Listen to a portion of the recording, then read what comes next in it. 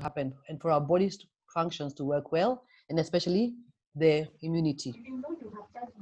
Can you all hear me? You can hear me? Yes, we can hear you. Okay, sorry. I thought now we'd gone down. So you find that with unhealthy diets and malnutrition, it leads to the cause of ill health.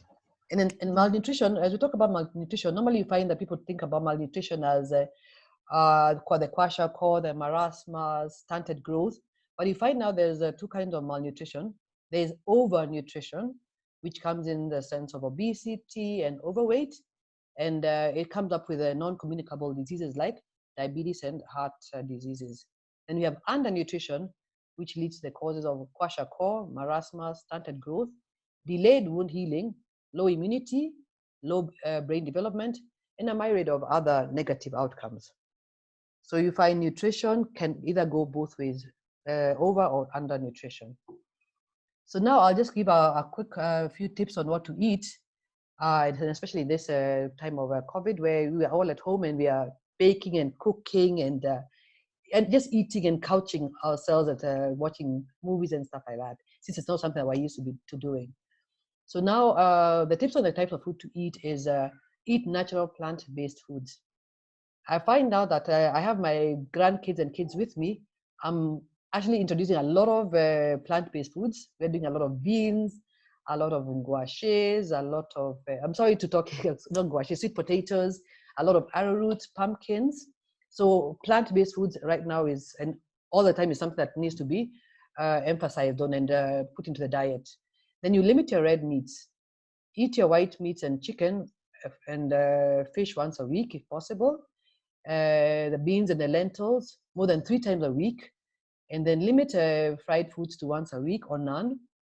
And then always, one of the things I remember when we took my mom to see Professor Kioi is he insisted, include a salad in every meal at least once a day. If you cannot do it in every meal, like from breakfast, lunch, and dinner, at least have a salad once a day in your meals. And then in addition to that, we need to be able to exercise regularly. And I will tell you, as we're going further down, I'll let you know the reasons and the importance of exercise. We need to maintain a healthy diet. We need to sleep well. In fact, a number of times I find that people ask me, but I mean, even if I sleep 3 or 4 hours, does that work for me? I mean, is it okay? Because our kind of lifestyle, we are so busy. We wake up in the morning at 4 a.m. We need to be in town or at work at a particular time. So you find that you don't sleep as much as you should. But that, again, we understand and we know that sleep deprivation does affect the brain. It affects even your productivity. So it is important, if you can, even especially now that we are at home, we need to sleep about 7 to 8 hours. And as we continue with our sleep, the body functions are still happening. Your blood, your heart is still pumping blood. Your organs are still working. So you need to have that rest where now they can rejuvenate themselves properly. Try to avoid stress. We mentioned earlier on that with stress, what happens is that we end up having high blood pressure and other negative impact on our health. And then also to have a healthy relationship with family. I find that if you're now at home, at this particular time, and the relationship is not as good, there's a little bit of stress here and there, you find you're not at peace, you're not happy, you're not comfortable, it can also lead to some negativity in your health. So all of those are important and should be included in taking care of our health and diet. So now we'll move on to the next one. Just hold on. So now we have sorry, I moved out. I've gone too far, sorry. Give me one quick minute. I think I went on superfoods. Do you guys all have a superfoods? Screen sharing has stopped. The Windows is closed. Just hold on, sorry. Hi, Maho. Sorry. We kind of got disconnected. I'm sorry about that. It's okay, sorry. Yeah. Are we all on the superfoods screen? I'm at the beginning. At the beginning. Oh, okay. Now we're getting ourselves back. Sorry. I think, again, with this being also very new to us, this Zoom, I think I must have touched it earlier than I should. Okay, now we will talk about superfoods. And you'll find that, and what I find out is that a lot of our youth, and I have kids that were at that age where every time I served food and I put my vegetables, a lot of my plants that were in the house were fed with vegetables because my kids would eat everything else. And then when I look away, the vegetables, the spinach, the broccoli was thrown into the pot plants. So they didn't realize that the importance of these greens was very important for our diet, and that it would come to affect us either positively or negatively in later life. So these are called superfoods, dark colored vegetables, which include spinach, broccoli, traditional foods, greens, etc. Orange and red colored vegetables, the carrots, the tomatoes. Again, I would just refer back to Professor Kioi when we took mom. He mentioned mommy should be eating a tomato 3 times a day. For him, that was his medicine. And he said that is very important because now with the red colored fruit, vegetables, they are fully loaded with antioxidants. Then things like sweet potatoes, then dark red colored vegetables like beetroots, nuts, grapes, and berries. Because in fact, what I normally do for my mom is I buy the njugu, the peanuts, and then I just roast them for her, and I give them to her as a snack, during the course of a day. Those are very good brain foods. An assortment of fruits, assortment of vegetables, your cocoa, which has a lot of minerals, selenium, and the magnesium. So that also comes very much in handy. Things like garlic, ginger, onions, turmeric, coriander, or dhania. Because you find a number of times people are like, oh, my food is so bland. I need to put in Royco, I need to put in other things. It's not necessary to put those other things because they have monosodium glutamate, which is has an adverse effect on the diet. But things like the garlic, which is natural, ginger, the taste comes out well, and they also have a lot of antioxidants. Avocados, which consist of the good fats, which is omega-3. Because I find that a number of people, and my husband included, does not eat fish. So there's always that question of then how is he going to get his omega-3 if he doesn't eat his fish? And also, again, depending on the price, because I don't want when we come to talk about food, to talk about food that is beyond the reach of the kawaida mwananchi. So if you're not able to afford the fish, you can eat your avocados, which consist of the good fats and the omega-3. And then whole grains, and then honey, which we are trying to substitute now because people are doing a lot of refined sugar, which is not very good for our bodies. So here we just mentioned, let's eat right, let's stay safe, and we shall overcome. But there's still some more as we continue. Okay, this is next one. Nutrition. I remember every time I do my presentation, I just ask people, what do you think nutrition is? And I keep getting a myriad of answers. It's eating food, it's eating, and there's no wrong or right answer because nutrition is all about eating food. But again, even as we eat food, we need to know the right kinds of foods to eat because I can say it's eating food and then I fill my plate with potatoes and then some matoke and something else like rice, and that is food. So, I mean, basically that it is a meal, but now the difference here is that it is a meal, but it is not a balanced diet. It's not good nutrition. Because with good nutrition, which is the next topic there, means that your body is getting all the nutrients that the body needs. And these encompass things like the vitamins and minerals, the proteins, the carbohydrates, the fats, the water, fiber. And what happens is that each of these nutrients, which I call them building blocks of our body, we all have their different purposes. So if you omit the proteins, it means that your growth and repair is not there. And then if you eat carbohydrates or too much of carbohydrates, you have a lot of the energy is there, but too much of carbohydrates is stored in the body as fat. And then we also know that carbohydrates are good, especially for the nervous system and the brain. And then fats are energy foods, and they also support vitamins and minerals in the absorption. Because you'll find people talking about, oh, but now I'm losing weight, I can't afford to eat fats because it's going to make me add on too much weight. But that is not the case because we have good fats and we have the saturated fats, which are the unsaturated fats, which are the ones which are liquid at room temperature. The ones which are saturated are the ones which are hydrogenated, and those are bad for the cholesterol and the heart because they are solid in nature. So fats, we have a couple of vitamins that are fat soluble. That is the vitamin A, vitamin D, vitamin E, and vitamin K. So if you're eating those, like you're eating carrots, you will need to have some dressing of with salad oil or olive oil, which now will assist in the absorption of the particular vitamin so that the vitamins are used in the body. And like I said, they are very important for energy. So vitamins are very good for warding off diseases and particularly good for the immune system. Then we have minerals, and there are myriad of minerals, things like magnesium, iron, calcium, which all support the body. Then there's water. And as we go further down, I'll explain to you the reasons why we should take water at least 8 glasses a day. Fiber, and as we eat all of these foods, it makes up a balanced diet. And for us, as I'm explaining it, nutrition means eating a balanced diet. So in every meal that you eat, starting from breakfast to your snack, it is important to try and encompass or incorporate a little bit of everything. It doesn't have to be, the sizes are big to say that, yes, I've eaten well. Small sizes, then the body utilizes what it needs and then discards what it doesn't need. All right, so we move to the next one. There's the malnutrition. I think we all have that one. So malnutrition is common, and this one especially happens when amongst dementia patients with dementia, because I remember sharing this up with our support group in Nairobi that when mom was, we all of us grew up and we had left home. Mommy was left by herself, and daddy had also passed on. So you find that every time I called her, she'd mention that, oh, mommy, what did you have for lunch today? Oh, I had a chapati and I had some chai and I'm good. In the evening, mommy, what did you have? Oh, there's a bit of some bread left and I drank that and I ate I drank some cocoa or something. And initially I didn't realize that, mommy's not eating the right kind of food.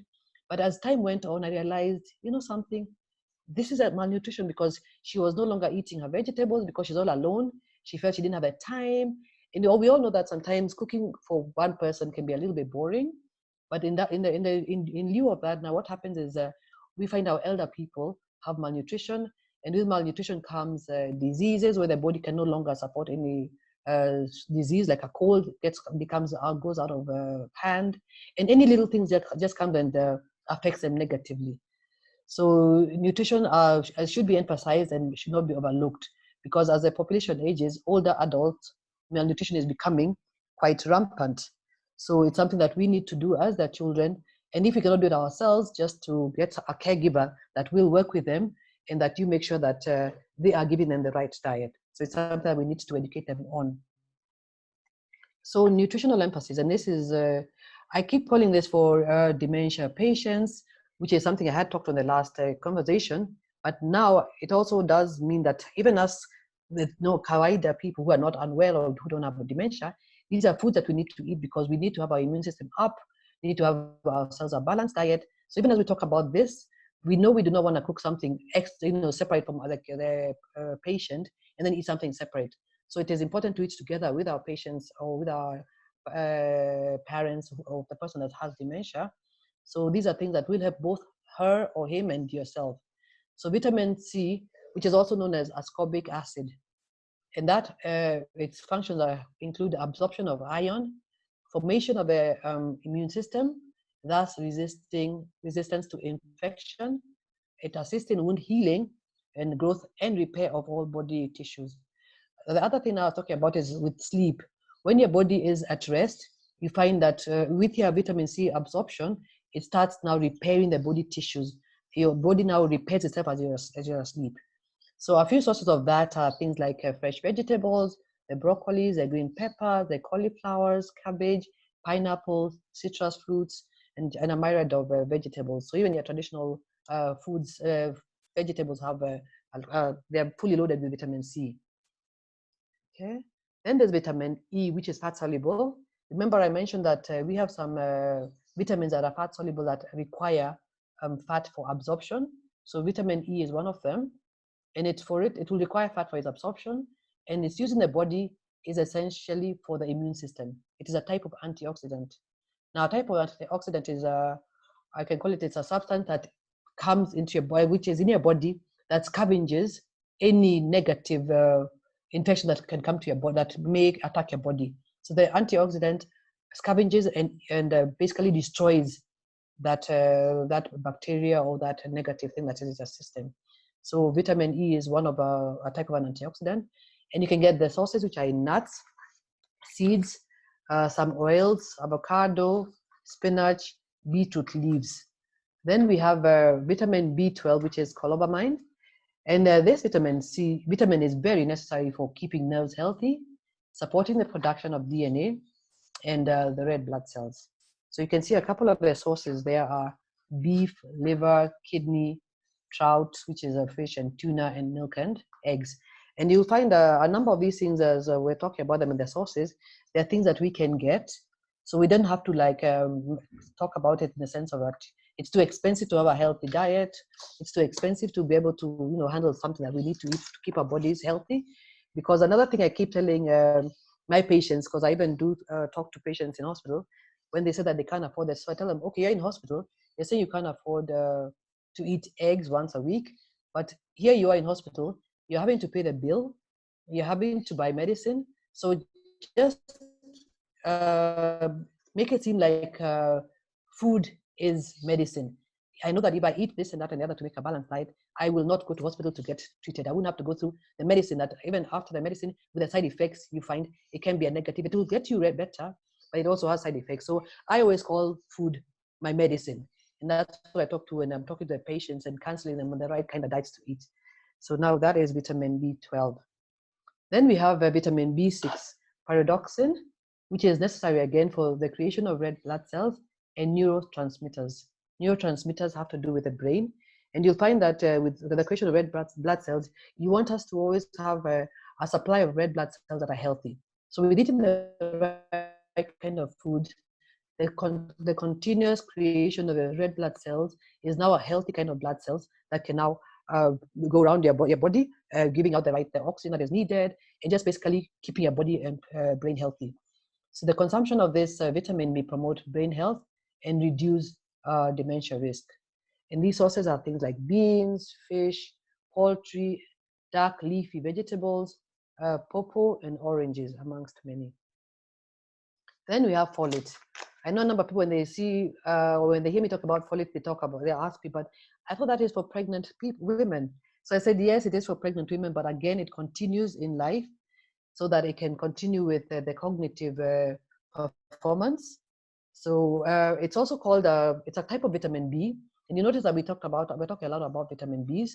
So it's a vitamin B9, because you'll find that low levels of folate are associated with poor cognitive performance. And folate works in conjunction with vitamin B12. So you'll find a lot of times we're talking about folate, vitamin B12, brain functions, cognitive performance. So it has been found, folate has been found to promote health and heart by controlling an essential amino acid called homocysteine. So vitamin B, it plays a very important role in the brain, healthy brain, and the nerve functions. And it is documented that the older adults are at risk of this important nutrient deficiency, and it should be taken seriously. So sources are there where we have the leafy green vegetables, citrus fruits, that is the pineapples, the lemons. The lemon, you can do dawa for them. You can do pineapple also, be either the juice or the actual pineapple itself. Beans, legumes, eggs, beetroot, nuts, seeds, papayas, and bananas. Vitamin B12 and folate, the deficiency can slowly develop over time.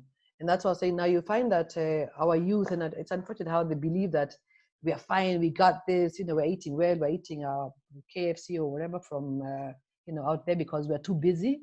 So it slowly does develop in time, where the symptoms start coming up are things like anemia, confusion, depression, hallucinations, paranoia, memory loss, and poor balance or staggering.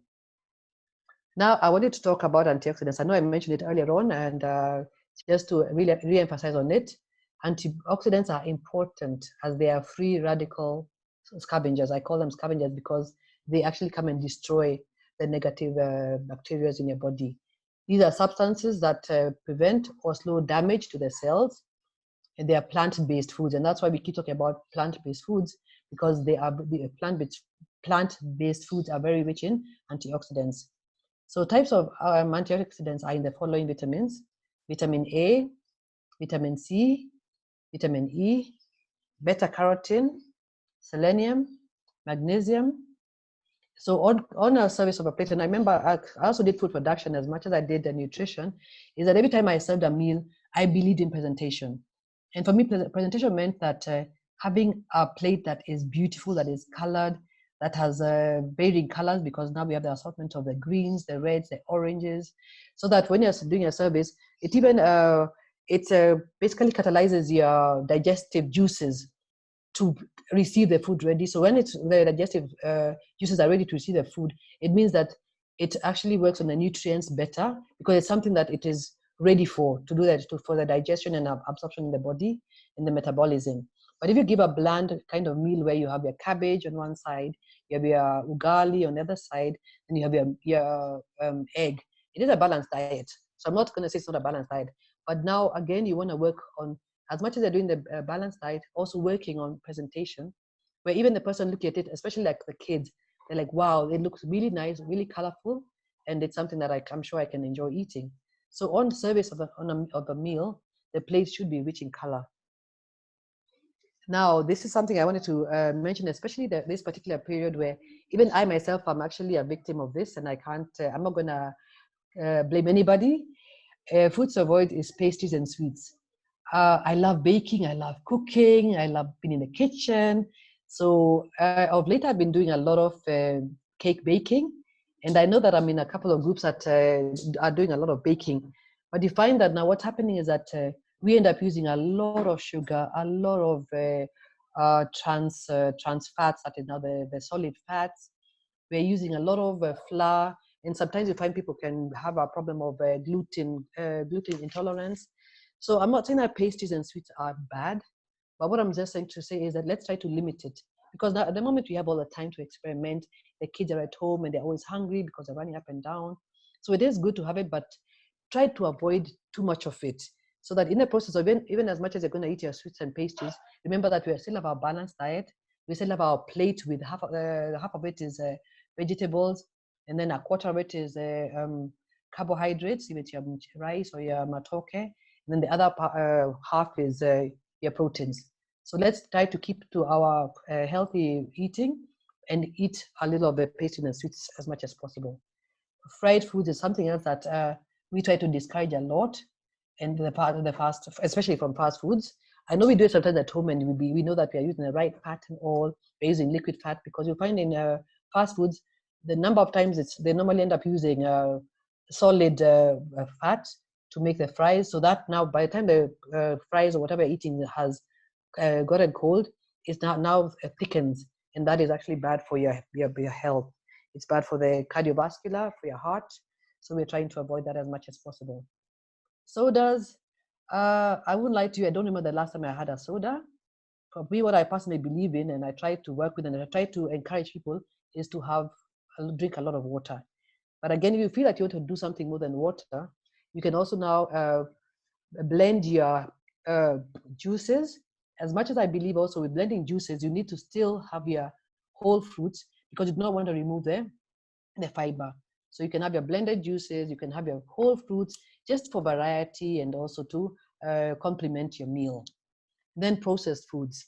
There's this thing about sometimes going to the supermarket, you want to have a meal for your kids or your family, and you're doing stuff like a lot of bacon, a lot of sausages, a lot of the cold cuts. Again, I'm saying it's not that you shouldn't eat them, but try to avoid them and maybe have them once in a long time. Just plan your menu in such a way that it's there, but it's not one of the main meals that the kids wake up in the morning like, mommy, we want sausage, mommy, we want, So let's work around a menu that is healthy, because this is also going to be beneficial for the children as they continue growing up. And then foods that contain monosodium glutamate, which is MSG, that is also a preservative, because it is said to overstimulate the nervous system. And then now that has my logo, Invest in Nutrition, because I believe, like I said at the beginning, nutrition is key. So it is something that we need to continuously talk about. So as much as I have finished with the presentation that I had written, I had written a few things that I wanted to add to it. And I think I mentioned something like the importance of water, because I know a couple of times people are like, oh, but water is boring, water is tasteless, water is yuck. But now I wanted to mention that water helps to carry the nutrients to all the cells in our body and the oxygen to our brains. So now that we're eating our healthy food and all, we will need the water to do the transportation of the nutrients to all the parts of our body.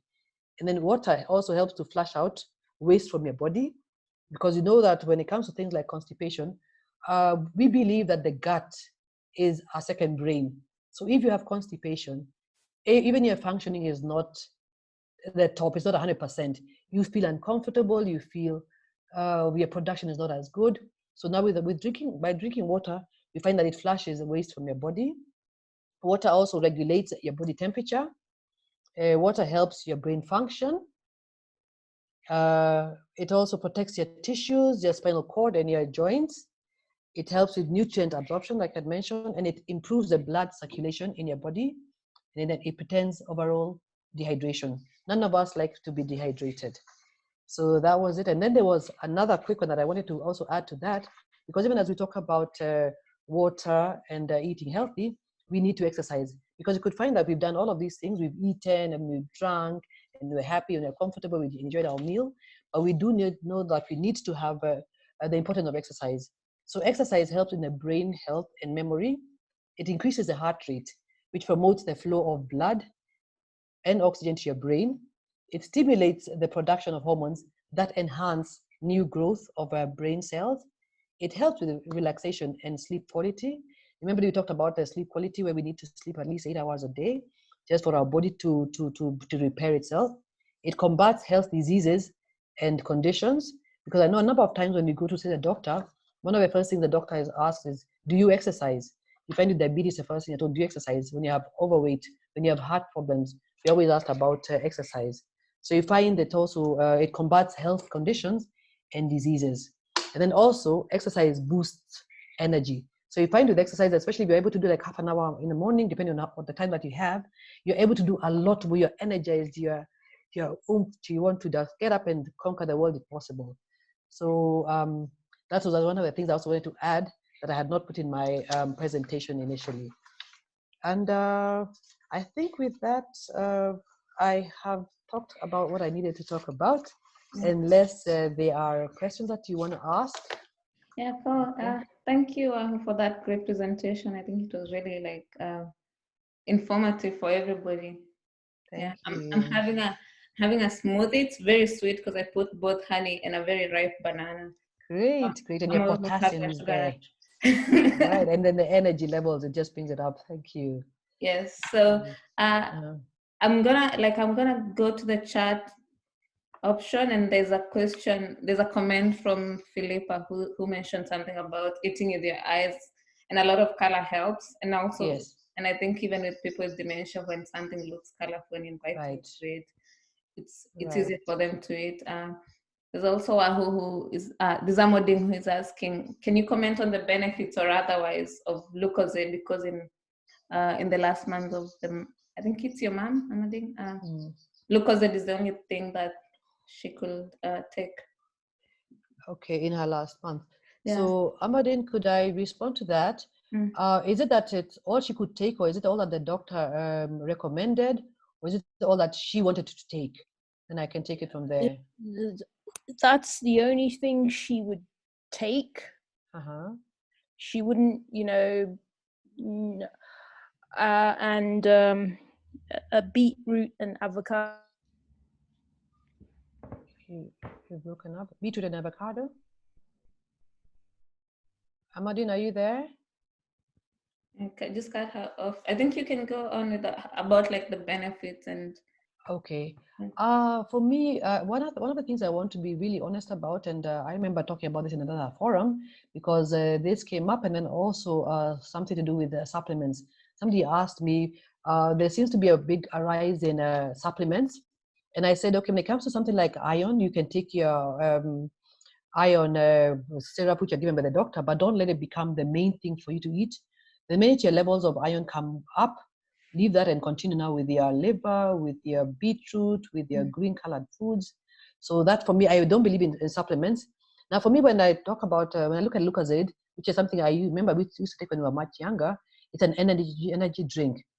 And if you want to get an energy drink done, or you want to consume an energy drink, there's a lot of them that have come up nowadays in the market, But I find you can also get the energy drinks, like what you're doing right now. You're doing a smoothie. You have energy from the banana. You have the vitamin, the potassium in the banana. So you find with the using fresh vegetables or fresh fruits, because you also can juice up vegetables. You're now getting the taste, you're getting the energy, you're getting the vitamins, the nutrients. So for me, I would not totally advise on Lucozade. You can have that, but still have a juice like an orange juice, or like again I said, a smoothie, a yogurt. So that it's not only the Lucozade, because I believe even with our patients or our dementia patients, whatever we give them, they take. So if we tell a mom this is Lucozade, and also now we're going to take something else that's equally exciting, is an orange juice, or mom, today let us have a smoothie with our yogurt. So we want to also incorporate positive nutrients. We also want to incorporate something that will add energy to her and also help her, to keep her energy levels up. Yeah. I think that's what I would say. Yeah, Miriam has a question. Is she still there? I saw her hand go up. Miriam, are you there? No. Okay, because I can see from the chat somebody asking that I eat very little animal product. Do you think 1 to 2 eggs a week with an occasional bone broth would give enough vitamin B, or do I need supplements? By the way, Mary Njoki, I'd like to commend you for that, because I also take 1 or 2 eggs a week, and that is fine. And bone broth is also very good because you have a lot of minerals. In fact, what I've been doing nowadays is, as we're getting older, we're all getting older, we're trying to avoid osteoporosis, where your bone density is getting thinner, where your bones become very brittle, and it's very easy to get what's it called, fractures and all. So we are doing bone broth, if possible, 3 times a week. So that now incorporates the calcium, the minerals, the animal protein in it, because bone broth is animal protein. And eating 1 to 2 eggs is fine, because you don't also eat too many eggs because of cholesterol levels. So yes, I personally do not think you need the supplements. You're doing pretty well on that here. All right, thank you. So you're welcome. I think Muton, you have a question? Yeah, as I was listening through the issue on malnutrition, I would request if you could actually talk about, because I see malnutrition in 3 ways. There is overnutrition, the undernutrition, and the micronutrient deficiency. Right. Where I want to think or believe, but I stand to be corrected, that micronutrient deficiency contributes a lot to dementia later in life. True. So you wanted us to talk about that? Yes. Okay, the importance of micronutrients. Okay. Yes. Now, one of the things, and I remember these are now things we talk about, especially it is called a silent, how do I put it? Because what is happening, we're ending up eating a lot of food, but we forget to have the nutrients in our foods, the minerals especially, they're trace minerals, they're trace elements, but you find our diets end up not encompassing that. And every nutrient, from the vitamins to the minerals, are something that are very, very important. You'll find the zinc, and zinc is something that helps slow down it appears to slow down the immune system, the immune response, and controls inflammation in your body. So we need zinc, we need magnesium, we need selenium. Selenium is something that has a powerful effect on the immune system, and then it has the potential to slow down the body overactive response to certain aggressive forms of cancer. So you need your calcium, you need your selenium, you need your iron. Iron helps your body to carry oxygen to the cells that come in different forms. Your body can easily absorb heme, which is abundant in lean poultry such as chicken and turkey plus seaweed, but also vegetarians also get in the form of beans, broccoli, and kale. So even as you're encompassing a good nutrition, we need to remember that we need our minerals, we need our trace elements, we need our vitamins, and that's why my main emphasis here is, once you eat a balanced diet, you will find that it is fully loaded with all of these things. You have all of your minerals there, all of your vitamins, your carbohydrates, your proteins. So basically, once you have all of that, you should be able to cover everything, as opposed to the malnutrition and the overnutrition. Because you find with overnutrition, it's a lot of trans fats. We rarely will grow fat from eating a balanced diet, unless your portions are like really a lot, where now you find the carbohydrates is more than the vegetables. Because like I mentioned earlier on, is that if you have a plate with half of the plate is your vegetables, your salads, and then a quarter of it is your meat, and another quarter is your protein. And then with exercise and water, we should be able to keep to our weight that is comfortable, and it will no longer, your BMI will be within range where you're no longer overweight or obese, and basically you're living a healthy life. So with a balanced diet, and that's why I keep insisting on a balanced diet, and that works for everybody, from both the dementia patients to also us and the caregivers. It is totally important. Cool. I hope I've answered your question. Yeah. Does anyone else have a question? For me, I have a question that probably doesn't fall to generally, and you mentioned something about nutritional supplements. And a while back, we had a discussion about pseudomedicine and how a lot of people are given medicine, all these nutritional supplements, telling them that it will boost your memory, boost whatever the thing they'll boost. And I'm wondering what you can advise caregivers, because these things cost a lot of money, and they are usually not lies. Can you talk about that? They're usually lies, I mean. Right. Okay, thank you for your question, Mamboy. Now, I remember when we found out that Mommy had dementia, before we went, by the time we went to the doctor, Professor Kioi, our biggest problem was now what to do to make a quick fix. We got to Google, we got to read, we got to talk to people, and everybody came up with all sorts of organic supplements. They said that they don't have any side effects. There was a lot of people that just China supplements and stuff like that. But I remember now and for me, what I loved about Professor Kioi, because he worked in the same way with me, he mentioned, Wahoo, you're going to go and you're going to get all the supplements, you're going to pay a bomb for it, but I would lie to you, there's nothing you're doing with that, because unless you now eat a healthy diet, and that's why his emphasis came up with have a carrot, grate a carrot for every day, have a tomato, have a salad every day, you are going to be able to now manage. Because he told me one thing we're not going to do, she's not going to get better, but we can manage her dementia right now. So it's not that it's going to be a cure for it, but now for us who are now caregivers, if we do the right things right now, eat the right foods, we'll be able to now evade this possibility of dementia or other ailments because you're eating healthy.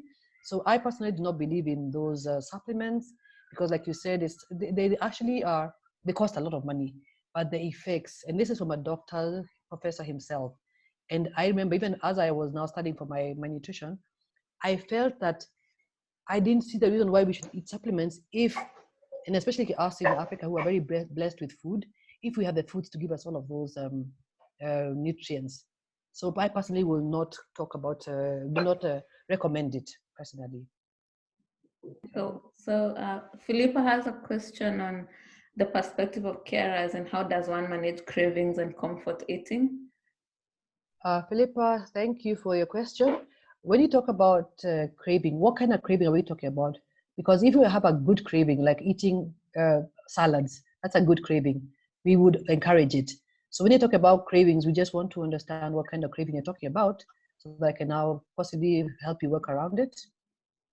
I know, like for myself, especially now in this time of, well, I'm in Cape Town, we're locked down, you know, but I know for myself that when I'm stressed, I crave sugar, you know. I could buy myself a bar of chocolate and eat 3 squares in a normal time, but in a time of stress, I might find myself eating a whole bar. And a lot of these things happen, or you find yourself snacking. Right. Well, I mean, yeah, some people put on weight. I put on weight when I'm stressed. There are people who lose weight when they're stressed. Right. But and normally cravings are, you know, the carbohydrates. You find yourself baking even though you don't bake, those kinds. Right. Okay. I won't lie to you. I also was the kind of a person that did the same thing as you did, because every time I had stress levels, I would go to the kitchen, and my kids would attest to this. I take a whole bowl of sugar, and I won't lie to you, I will lick that from the beginning, and I will not stop until it's over. I know it's crazy. And like you said, that when you're craving and when you're under those stress levels, the thing that seems to be a comfort food is something to do with carbohydrates, a cake, a biscuit, a chocolate. But I also believe, because after that, I realized I got to a stage where even when I had to see the doctor, I was told, you are going on the wrong direction. You're going towards the wrong direction because we're talking about sugar that is not good for your body. And I was given all the negatives about sugar.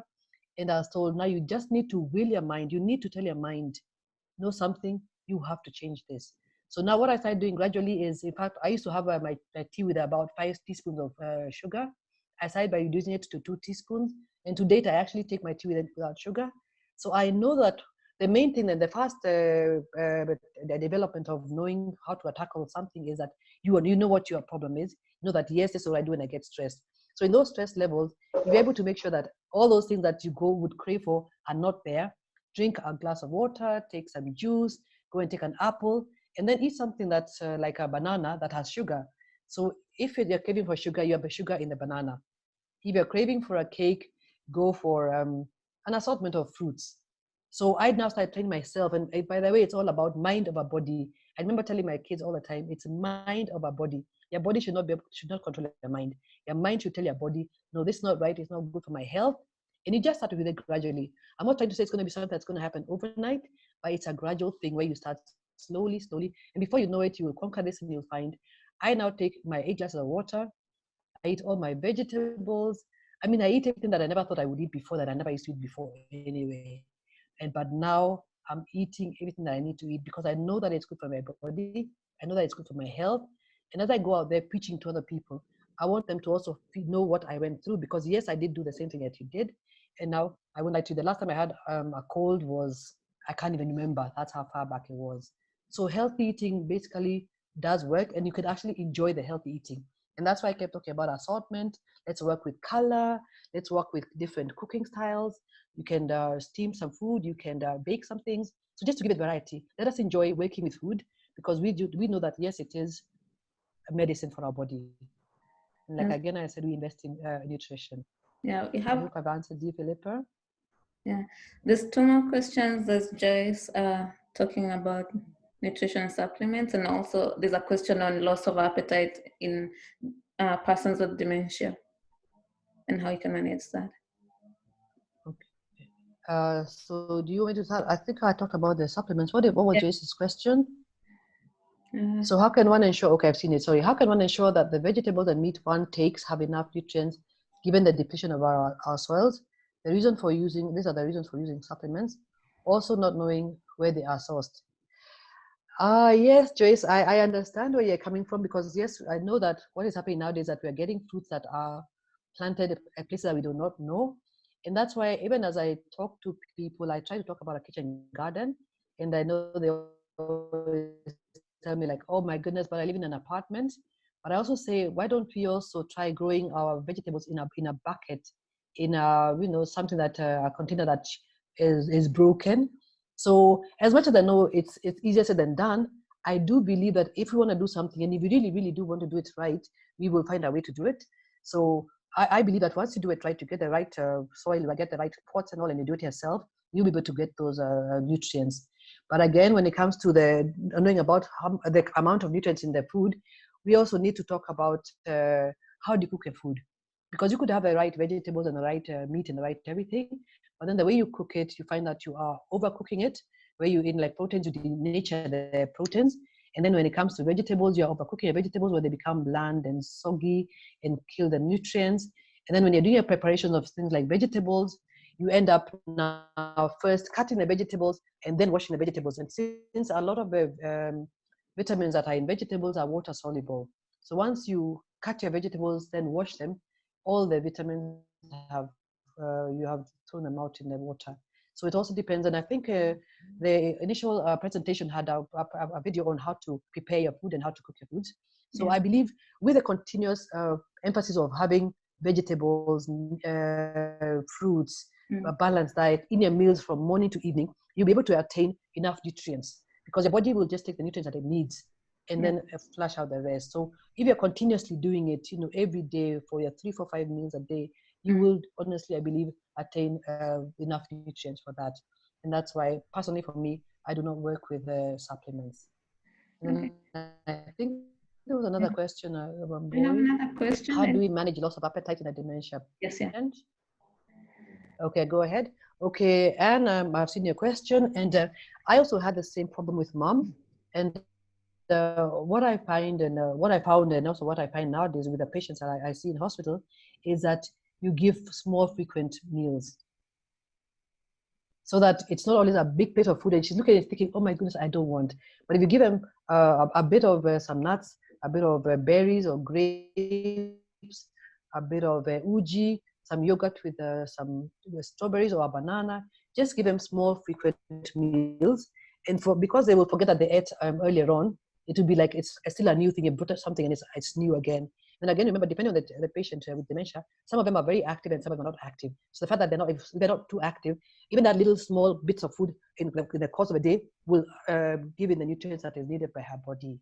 So just continue just giving her small, frequent meals and meals that she enjoys, and they're well presented, because that's another thing I keep saying. Well presented, eat with them, don't let them eat by themselves so it looks like she's the only one who's eating, and a good environment. The environment in the home should be positive and conducive, for all of you. Okay. Yeah. So I think. Any other question? Yeah, I'll just add a question on that. There's in one of our previous support group meetings, someone mentioned that broth from bones can help with appetite. I don't know whether you can touch on that and whether that's true. I don't know whether at least you remember that point. I don't know whether you're there. There's someone who mentioned that when you give people a bit of like bone broth and all that, it might help with appetite. Is that true? Okay, bone broth. Okay, you disappeared a little bit. Yeah, I get your question. Because I could attest to that, because also it comes to another scenario where people say that uji gives appetite. Yeah. And I know I do that a lot. Even with mommy, before we give her a meal, we give her uji. So you'll find if you're able to identify the things that will give them an appetite, even as you're giving them the bone broth, it's a positive thing. So there's nothing negative that you're adding into the system. So if that works for the person, you can do that. If a bit of porridge does work for another person, you can give that. And sometimes just drinking water, you feel after taking the water, you want to eat. So there are different things that you can experiment with. Because you can't say there's one thing that is foolproof for this person and it will work for another person. So you just keep trying, because I found that there was a lot of an experimental when you're working with different patients. So I always tell them, let's experiment with them for about 2-3 days. And if you see that's what works for you, then you continue with that. Yeah, so does anyone else have a question? I know Kaloki is saying that he missed a lot of the presentation, and I think Liz can send you the presentation after this will be available. And I had written a few questions yesterday after we talked, and I just want to mention them here. It's about poverty and like people who don't have like the options we have, and I'm just wondering what you can advise if we are giving away food to people who are less privileged, and like most of those packages have a lot of like carbohydrates, unga, and sugar, and all this. And I'm wondering how we can tell people that like also those packages and people who are poor need good nutritional needs, and how we can Right. Yeah, thank you very much for that question.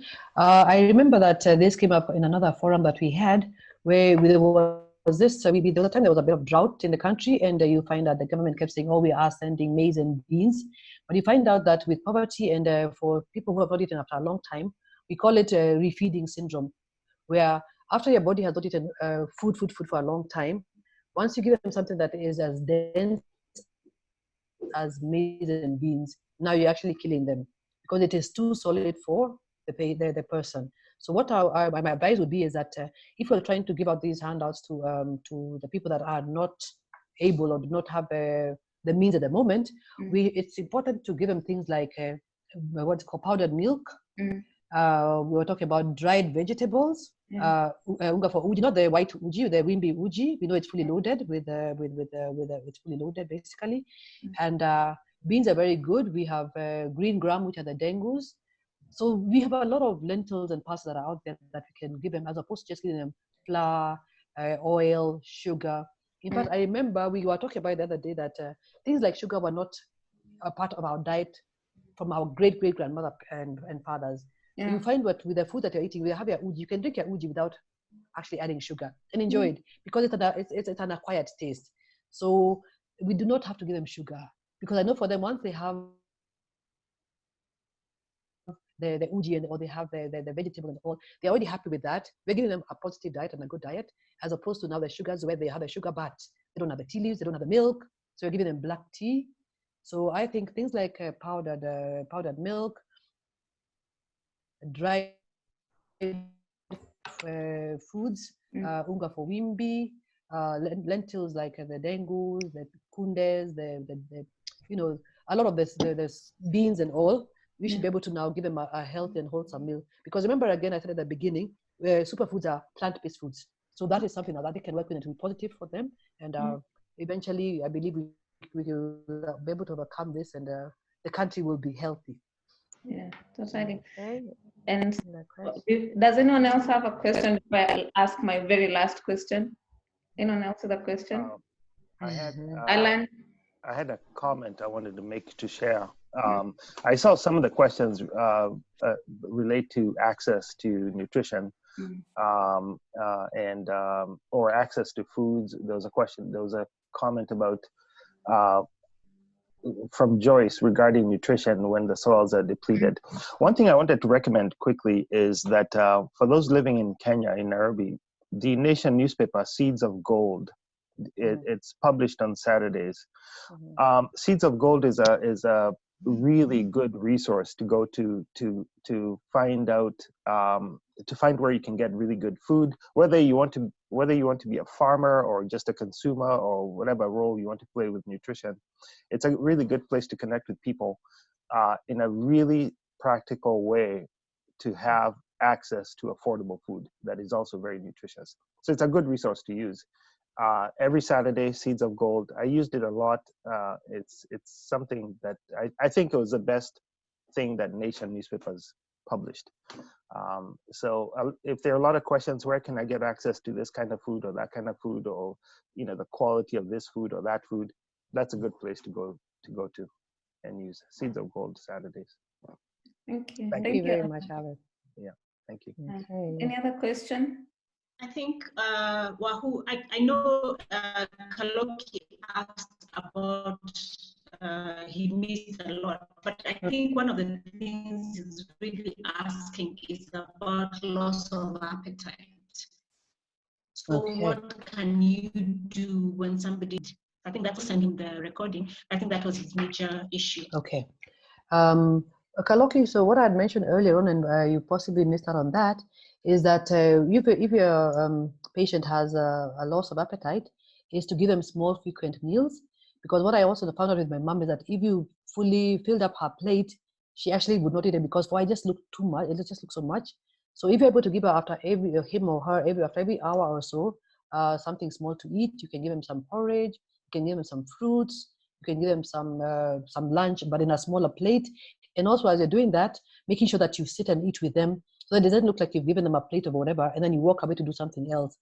I also mentioned about making the environment conducive, where there's laughter, it's warm, you're happy. So that even as the person is eating and as you're eating, they're able to forget about the fact that they don't want to eat it or their appetite is not there, and they just eat it because you are eating and also the atmosphere is conducive. So I believe another question another comment that was made by Wambui is that somebody mentioned about bone broth, that even that can help with appetite. And I also mentioned about uji, this wimbi uji also. For me personally, I know it helps a lot with the appetite. So everything is all about trial, because what works for one person doesn't necessarily work for the other person. So it's all about trying and experimenting. And I believe you'll get the right tailor-made diet for your patient. I hope that has helped a lot. My very, very last question before we end the meeting is breaking bad habits, eating habits. I mean, and I think can you talk us through getting from what we're used to, what we're eating daily, ugali and very small veggies, how to break from that and just trying to have whatever. I think that's something we just from every day, what we do every day, and just starting a good nutritional plan for ourselves. Thank you, Wambui. Okay, so the advice I can give on this to all of you is that, first of all, for me, what I find works for me is sitting down and having, and I know people find that very, very funny, but I think it works. It's all about structure. I believe in structure. So I find what I do is I have a menu. And from my menu, I try to encompass a whole variety of things that I can, have for every meal.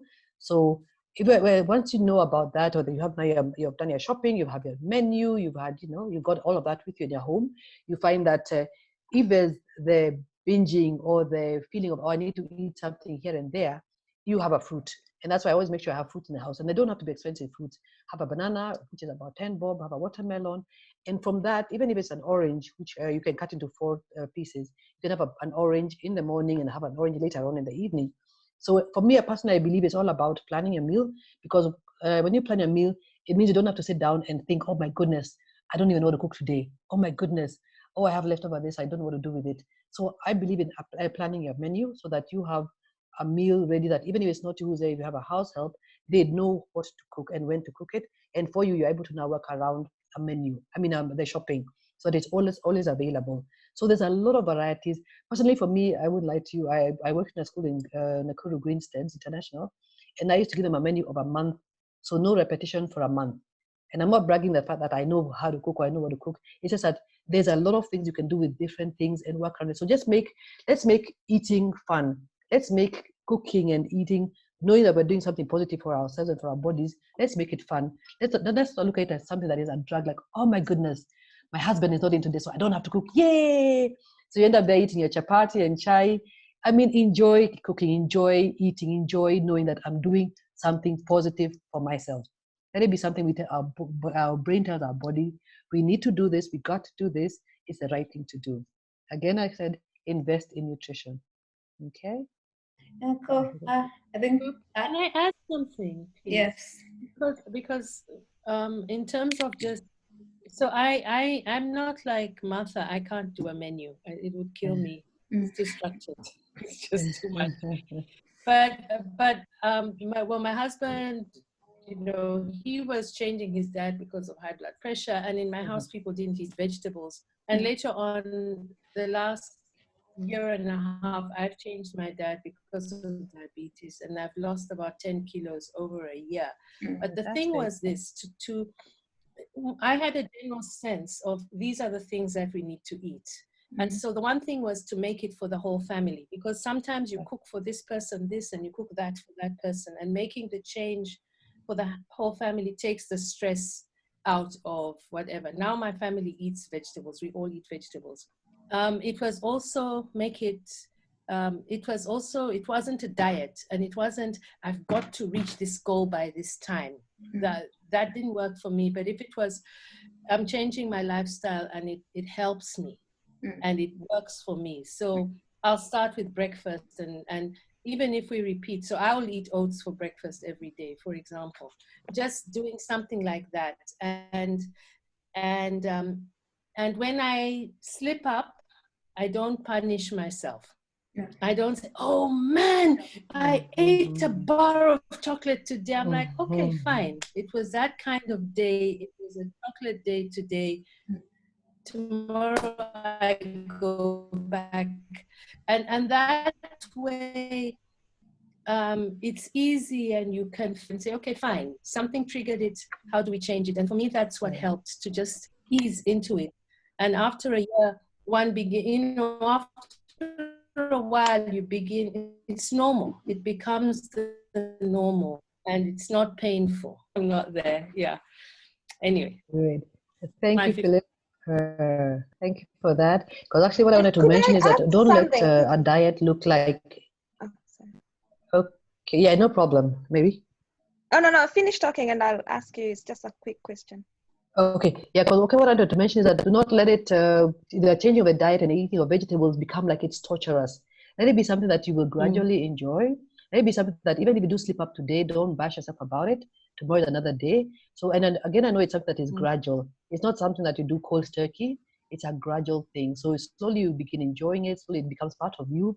Slowly your body starts craving for that water or for that vegetable where you feel, oh my goodness, today I didn't even get to eat my vegetables because I was out at a friend's place and this is what I was served. So your body eventually starts yearning and wanting to eat that. So it's a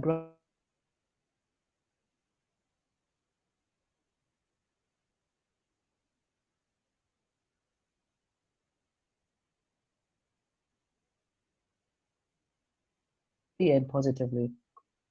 Okay, Barry. It was just what you talked about avoiding fried foods, and I was just wondering, were you referring to like deep frying or just also how we cook? You know, like just a bit of oil and onion and then frying your vegetables, or I wasn't quite clear whether it's all sorts of frying or just deep frying. Okay, sorry. I guess maybe I didn't quite expound on that. When I meant talk about fried foods, I meant deep fat frying, where you find you have a meal of your fried potatoes, your chips, and then you had a meal of fried chicken in the same breath, and then you fried your vegetables. And I'm not saying that it's not right to eat your chips, because I still do them at home. It says that it gets to a stage where you find people find it's a very quick meal to just go and pick a packet of chips from somewhere, a burger or some in butter, you know, just those fish meals that are fried in deep fat fried all the time. So just I believe in varying of food, varying of cooking, the preparation of food. So you will have a deep fat foods, but not all the time. So it becomes It's just because I wondered whether you are saying we do like steaming or baking, or I mean like which doesn't involve any sort of frying. So that's frying is good, because remember again I mentioned that we still need fat in our food, because that is what helps vitamins be absorbed. So we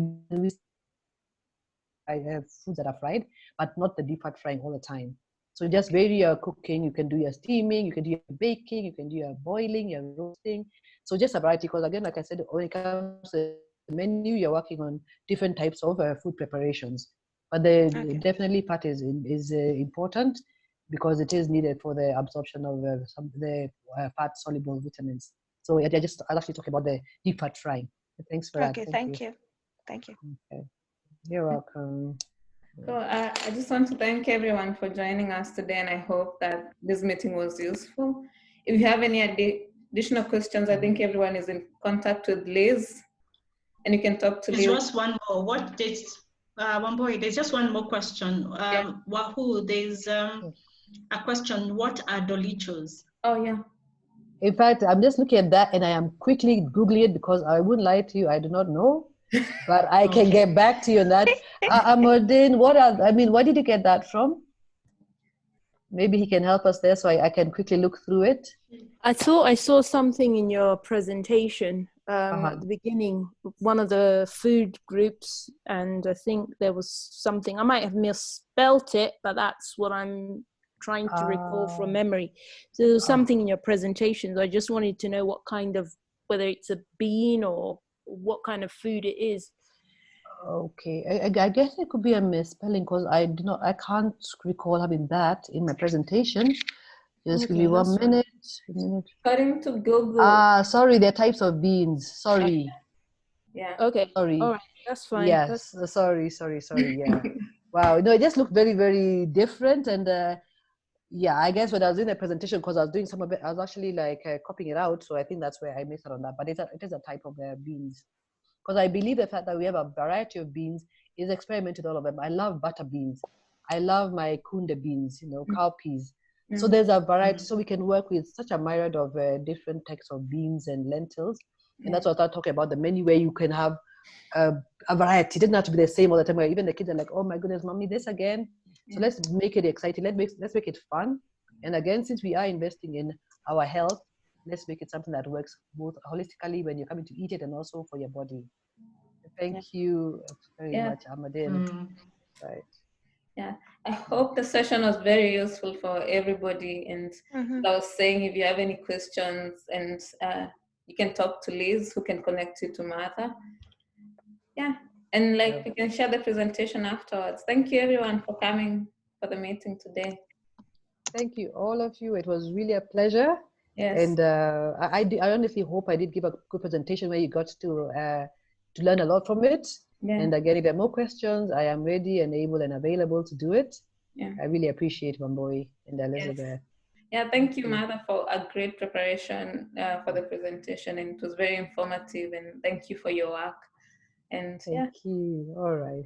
Yeah, cool. Thank Bye, you. Let's stay safe. See you soon. Stay safe. Right. Bye. Yes. Stay